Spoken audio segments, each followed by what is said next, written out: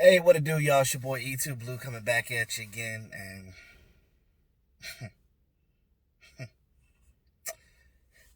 this is how you say Disappointment Friday. Hmm. Cowboys yet again couldn't get it done as they fall to the Chicago Bears.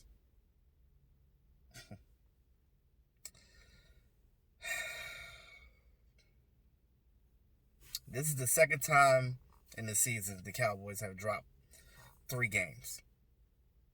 The first time after the first game winning streak, you dropped 3 in a row, and now you dropped 3 in a row for the second time this season to give you a record of 6-7.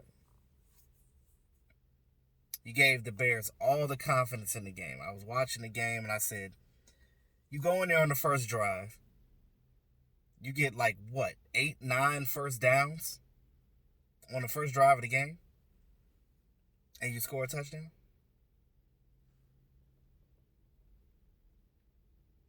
Where the hell did the offense go after that? You didn't see production like that until the fourth quarter in garbage time. What the hell's happening? Then they continuous like this game was so reminiscent of the Thanksgiving game against the Bills. It was almost like a mirror image of the game. Granted, Dak Prescott got them back, and they only lost by a touchdown, which softened the blow a little bit. But when you watch the score, if you didn't see the game, it gives you a false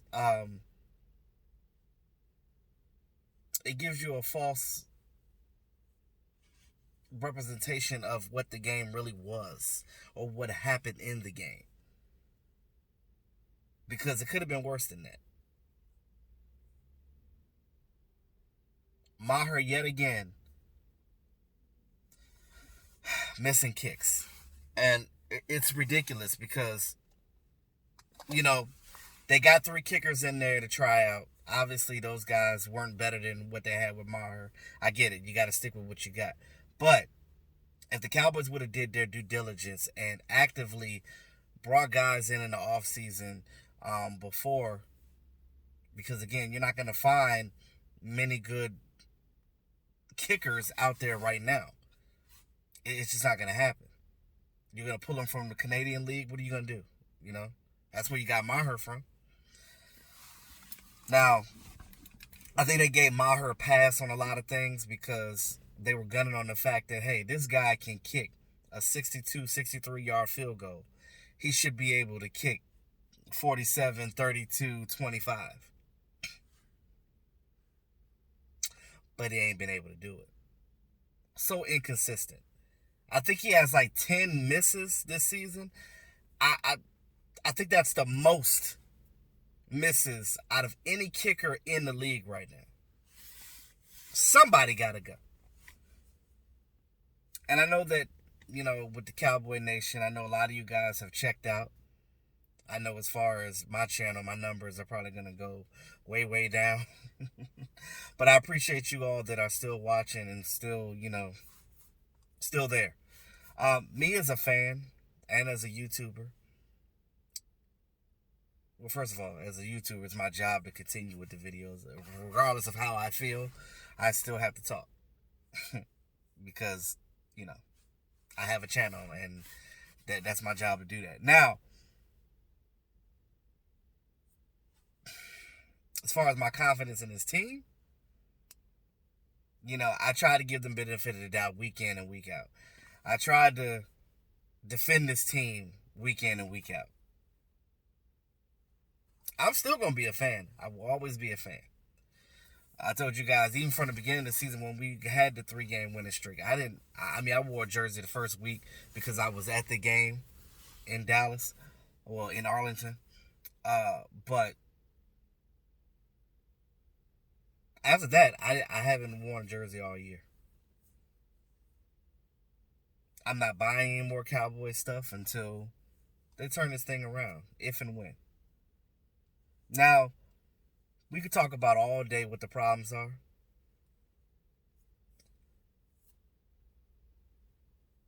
we can have a general consensus of what the issues are, and a lot of them may be true, a lot of them may be false. It depends on what angle you're coming at.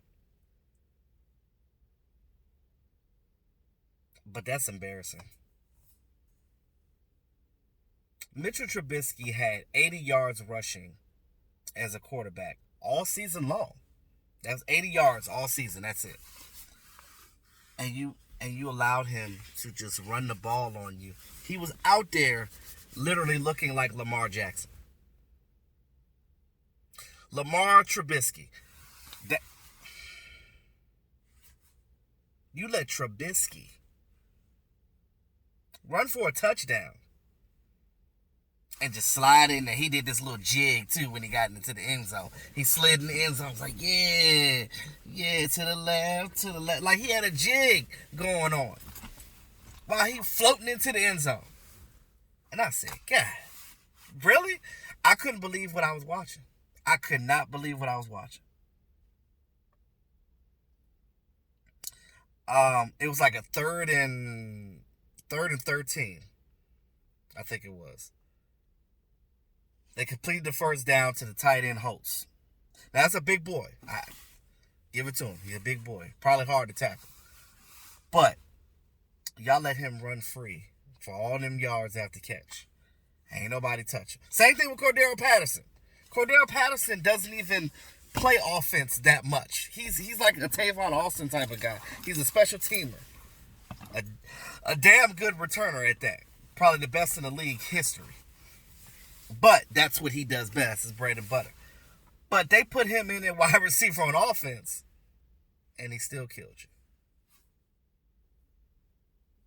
We talk about all the talent that we have on this team. Yeah, we have talent, but for whatever reason, we can't work together. It's almost like it's reminiscent of that Eagles team. Remember that Eagles team that Chip Kelly brought in?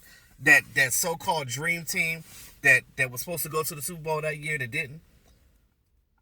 That's what I feel like this team is. It's a bunch of great players, bunch of Pro Bowlers, but they're not working together and playing together. Now, we talk about Jason Garrett, but we will talk about player execution as well.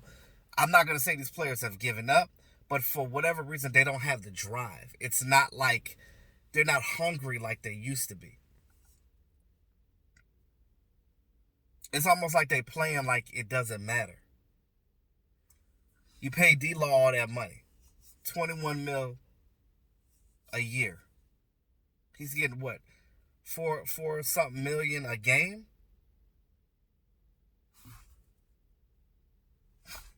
Come on now.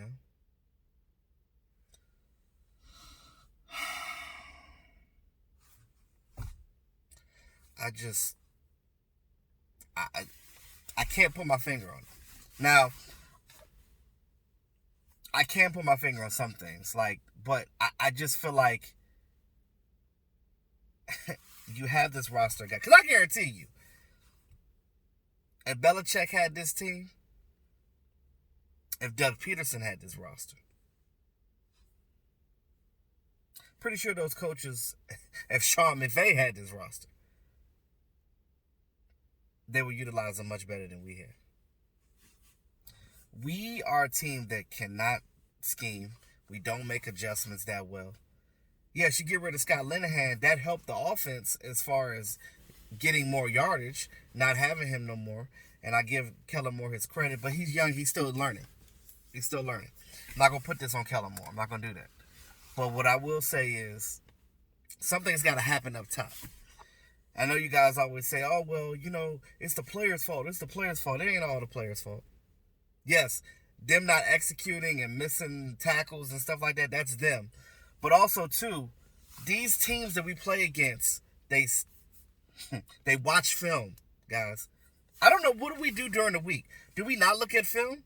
Do we not see what the other team is doing? You see at the Buffalo Bills game, they let Cole Beasley run over. It don't take a rocket science to know that Cole Beasley was going to try to come back and do something against his former team. You should have been ready for that. And first of all, most of the guys that was on that defense were there when Cole Beasley was there. So they played against him every week on defense. So they knew how he played. So if you know a player, How do you not? How is it hard to game plan against that? Because you know him. Other teams are able to do it. I swear to God, other teams that with lesser talent than us are winning games and going to the playoffs with no problem right now.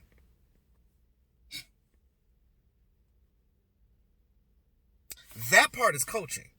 Because as a coach, you got to be able to come up with a different plan every week. You play different teams different ways. Every team is not the same. You have to play each team that you play each week a different way.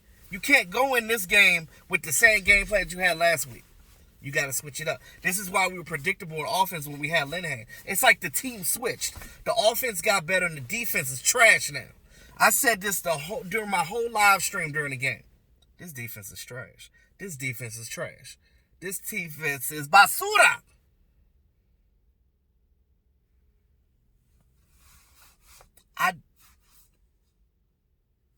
You got Michael Bennett. You got Robert Quinn. You got D-Law. Malik Collins is good. Antoine Woods is a pretty good player. I don't understand what the hell's going on here. Jalen Smith is a solid player. We have pretty good linebackers, even despite with Leighton Vander Esch out. Even Leighton Vander Esch being out, we shouldn't be sucking like this.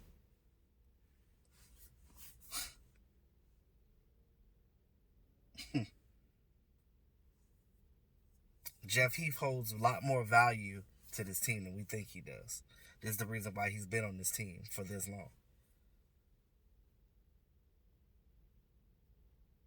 You can actually see a difference on the team when Jeff Heath's not in there. Believe it or not. I know a lot of you guys don't like Jeff Heath, but his play matters, trust me. On special teams and in the defense. Because he's an all-around safety, and you got to give him that credit.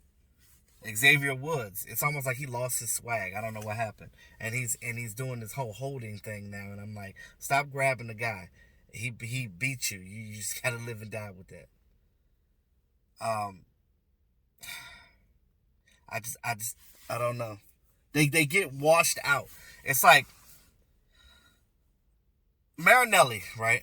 And I mentioned this before, and I think that he needs to go, or they need to just scrap his scheme. His scheme is not working anymore. It's old school. It's very simplistic, and it's run one way. Yes, you can cover it with different coverages, but it's all the same defense. This is why the players come in and they learn it so fast, because that was his thing. He wanted his players to not think so much and just go play, which makes sense. But if it's too easy, you're playing against a pro team. They get paid for this. They're professional. Everybody out there is a professional. So these guys will watch tape and see what you're doing and see your tendencies, and it's easy. It's easy to combat that. But why are we on our end not making adjustments when they do it? Teams are killing us with the screenplay. Killing us. And the read option. Why the hell are we not doing the same thing to them? That's coaching. That's coaching. Everything I'm talking about comes down to coaching. Yeah, the players need to execute. I believe that. I'm all with that. But Jason Garrett has been the coach of this team for the last 10 seasons. You had Tony Romo, DeMarcus Ware, DeMarcus Lawrence, Marcus Spears. Remember when we had Anthony Spencer, Anthony Hitchens, Keith Smith when he was on defense and when he became the fullback. You've had players on this team for years. Even when Tony Romo had this offense, just wasted talent. Everybody that has been on this team during Jason Garrett's era was wasted fucking talent. Excuse my French. DeMarco Murray. Put in some good years here at running back. Wasted years. Tony Romo. literally put his back on the line for this team. And during that era, some of those games that we won was on him, not on the coaching staff. He saved Jason Garrett a lot of times. But Dak Prescott is not at that point in his career yet where he could just take over and dominate like that. He will be at some point. But again, Dak Prescott is still young in his career. He's still learning that.